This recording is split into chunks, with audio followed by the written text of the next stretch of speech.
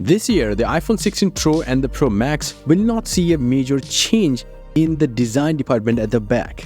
But that doesn't mean it doesn't have changes anywhere else. But we know that it does have a new button called Capture button, which is going to be a touch and pressure sensitive button, not an actual real button. And it will have the haptics to mimic the feel of a real button. But at the end of the day, this will actually enhance the camera experience of the iPhone 16 Pro and Pro Max. By the way, this button is also rumored to come on the normal standard models too, but that's a different thing. Anyway, the phones are going to be larger, like 6.9-inch display for the Pro Max and about 6.3-inch display for the 16 Pro.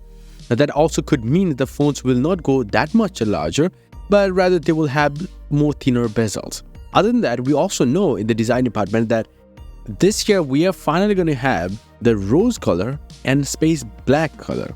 Now the space black is something that is just like another shade of black, I guess, but there's going to be white, the gray, and then there's going to be rose. The rose is actually very much of a golden color according to the leaker.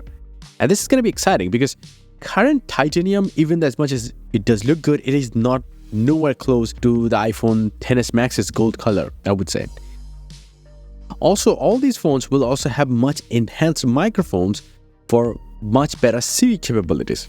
Now you might be thinking what that does mean. Well, the thing is, Siri will get a lot of AI-infused features. According to some leakers, this will also be powered by Google's Gemini.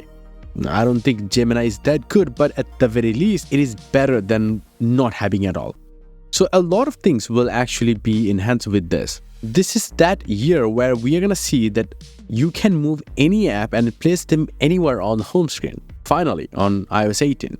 Now this is kind of available on the iPads, but not on the iPhone, so it's coming to the iPhones now. Another thing that I forgot to mention is that the thinner bezels thing are coming to all the models, like whether you talk about the standard 16, 16 Pro or Pro Max. Now the A18 Pro chipset will actually power the iPhone 16 Pro and Pro Max, but there is going to be a non-Pro variant too, according to JetPoo. Now this non-Pro variant will actually power the standard 16 and the iPhone 16 Plus. Yes, they're still making an iPhone 16 Plus, according to many rumors. And one of them actually coming from Sony Dixon, who is very reliable about this. And he showcased something really cool. First, he showcased one thing, that is the newer camera bump that is coming to the iPhone 16 and 16 Plus. And that mostly has to do with the 3D video capturing for the Apple's Vision Pro experience, because that needs two cameras placed vertically, not diagonally. And that kind of make it also look like the iPhone 10 and iPhone 11 mixed kind of design. Well, I like it though.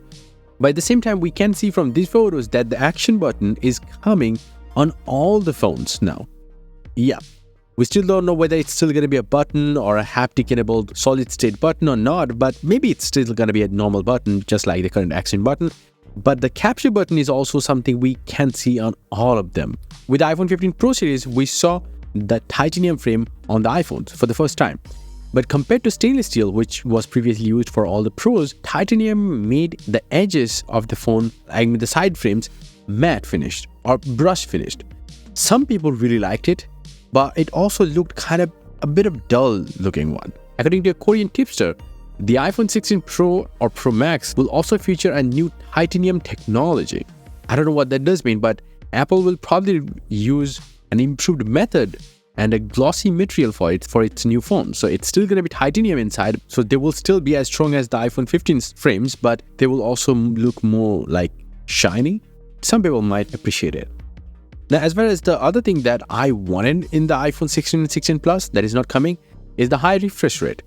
Yeah, it's still gonna stick to 60 Hz only, and that's disappointing. I mean, they could just upgrade that panel. Another thing is that all of these models might also get even more brighter thanks to newer Samsung panels. Now, the amount of high brightness we can expect is not leaked yet, but maybe something close to 2600 nits or more.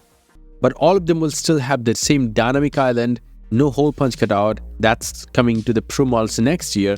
But the biggest changes are coming to this, the camera sensors. Well, the Pro model will also get, because it's now bigger, Apple can say that, it can house this 5x telephoto sensor from the current Pro Max. So all the Pro models will actually have 5x zoom camera system. But the main camera is apparently gonna be 1/1.14 inches in size, making it much bigger for a tiny smartphone compared to 1/1.28 inch sensor found inside the iPhone 15 Pro and Pro Max, which is already big, but this is gonna be even bigger.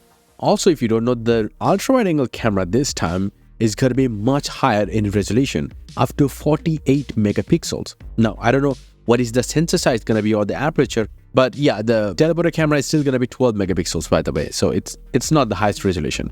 Now, it's not confirmed whether that ultra-wide-angle camera update is coming to the standard models or not. Maybe not.